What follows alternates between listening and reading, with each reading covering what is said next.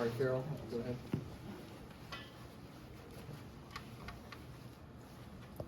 Amare, I guess just playing a position that requires a lot of versatility and maybe different responsibilities, play to play, depending on the package. Just what has that process been like for you, kind of learning those responsibilities and kind of processing all that?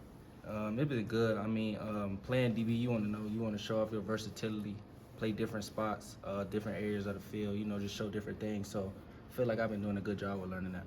How's that different, maybe from last year to this year, just having more experience?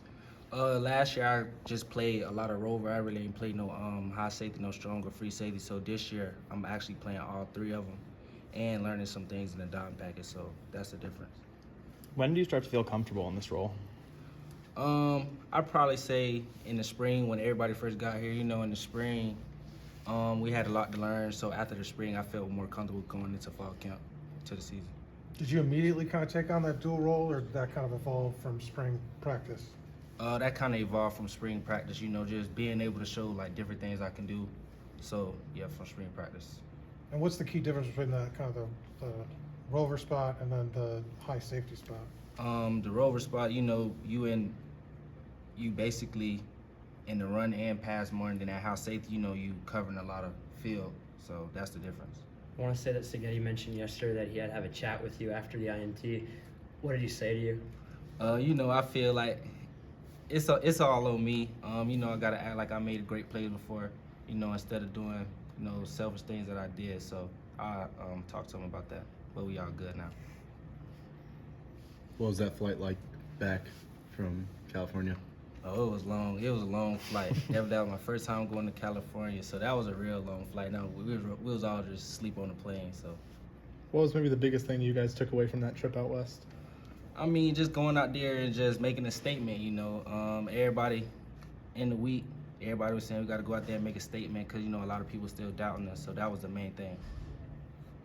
What jumped out when you guys watched the film for the defense? Just how everybody's playing, fast, physical, and relentless. Everybody running to the ball, everybody communicating. Same things we preach every day in practice. How do you avoid becoming complacent after a big win like that? I mean, just, I don't know how to say this.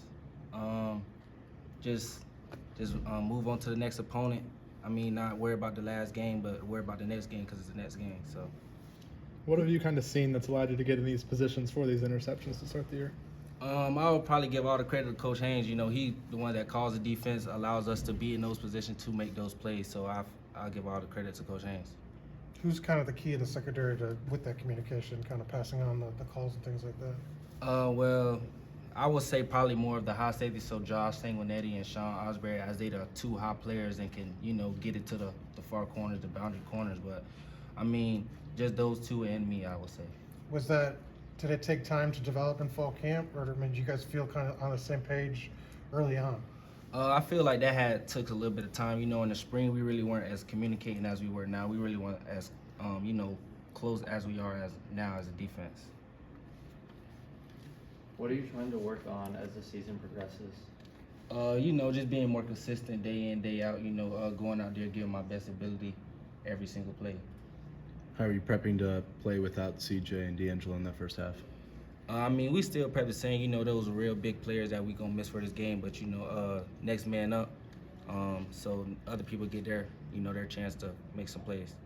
Last year, when so many others around you left, you said why? I feel like it just wasn't my time to leave. And everything happens for a reason. And with Coach Signetti coming in, I knew he had a winning program, and I knew he was a great coach. So I just want to play up on the Coach Signetti. When you stayed and you guys are in that process of trying to figure out your role, what did those kind of conversations look like from your point? Well, I always knew I was gonna stay, but I just didn't know how everything was gonna affect out on the new coaching changes. But after talking to Coach Signetti, Coach Adams, Coach Haynes, they talked me and said what positions I was gonna be playing, and I was fine with that. Do you remember what your first initial conversation was with Coach Signetti and how that went? Now I really can't remember because he was real busy when he first got here, so I really can't remember too much about that.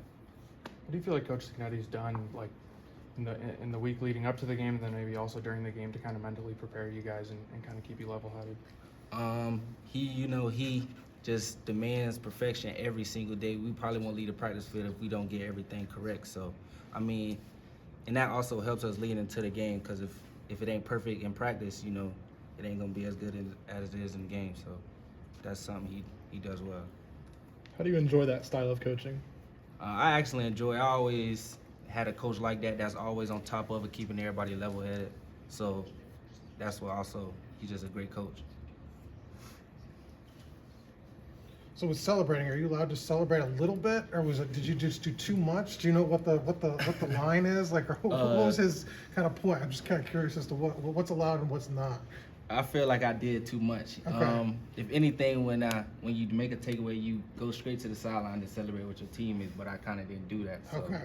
that's why he got on to me about that. All right. So next time, kind of know the proper It won't be thing. no next time. So next time, I'ma just hopefully I make a good play and just go straight to the sideline.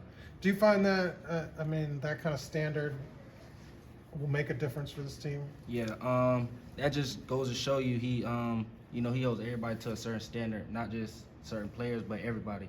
So I feel like that's why you're here. Is it tough to kind of tamp that down in big moments like that, though? Of course, but you also gotta, like he said, you gotta also make it seem like you made great plays before in those moments. So big time players make big time plays in the biggest moments. So, yeah. Did he at least crack a smile during that conversation? No, not at all. No smiling. One more. When you're at Rover and you're playing high, playing low, playing in, playing out, how challenging mentally is that on a snap to snap thing? I would probably say it's not as challenging as it was last year. I mean, the game has slowed down a lot for me just being able to play the two different positions and seeing different things at the different positions. All right, thanks, Mari. Thank you. Thanks.